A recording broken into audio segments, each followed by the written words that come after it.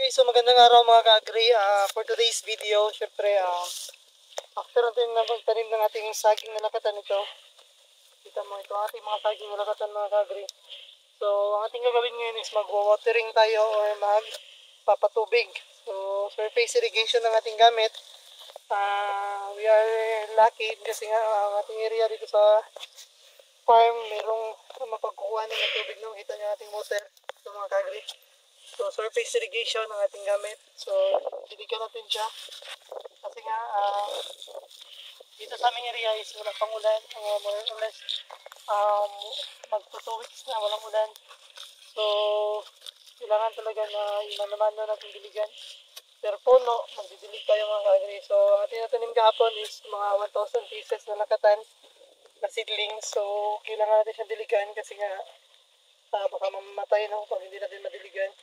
Sige, hindi pa umuulan. So, after natin magdilig ito mga ka-agri, mag-round weeding tayo. So, ating lilinisan ang palibot niya. At the same time, mag-apply tayo ng fertilizer dito sa ating mga tanim na lakatan. So, ayun mga ka-agri, ito ang ating ginagawa. Round weeding ay mag-watering tayo, no? So, ayan, binibigyan natin lahat. So, sa ganun, makasurvive na ating mga tanim na lakatan. So, ikapan nila, nakita mo dito sa video, ikapan nila, buhayin mo sila ngayon at papakainin ka nila sa tamang panahon, sa susunod na mga panahon. So, ayun na mga ka-agri, ayun ang ating irrigation ating susundan. Tingnan natin kung kasi medyo naghina ang ating patubig. So, baka napatay dun sa taas mga ka-agri sa ating titingnan. Mahayo ko. Ito ang ating mga lakatan. So, ito ang ating mga tanim last time na lakatan. So, hopefully mga ka-agri na magulan kasi medyo maambon. I pray na sana magulan ngayon mga ka-agri at least para mabuhay ang ating mga tanim na lakatan. So, ayun lang mga ka-agri.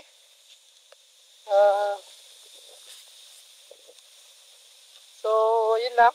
Mahal niyo ako. Pupuntahan natin ang source ng ating patubig. Ito ang ating mga kasamahan dito sa farm mga ka-agri. Si Happy and si Dodong. So, ito sila. So, medyo mga makukulit na mga aso, no? Nagasunod-sunod sa atin. Mabulin ako doon.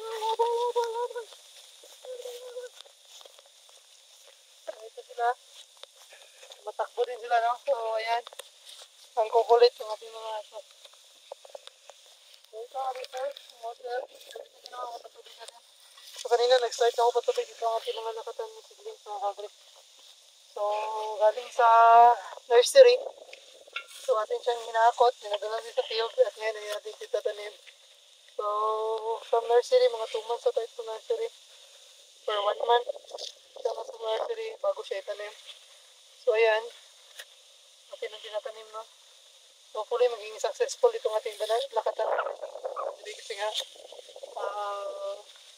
ngayon, medyo mahal ang bintahan ng lakatan. So, at least meron tayong may benta at may pakain sa ating mga Pilipino dyan, ng mga mabamayang Pilipino, no? So, ayun. So, thank you for watching mga ka-agri. I hope na meron kayong mga natutunan. So, ano lang ating ginagawa ngayon. After planting, nag-watering tayo. So, after watering ito, mag-video na naman tayo another video for round weeding. And then, fertilizer application. Kung ano ba mga fertilizer natin in-apply sa ating mga tanim na lakatan. So, ito ang ating lakatan. So, pagkikita natin sa mga ka-agri na tumubo na. Medyo nasisihan na tayo. So, ito ang ating mga bagong tanim. So, napatubigan na natin. Most probably, mabubuhay na ito siya. So, thank you for watching. God bless everyone.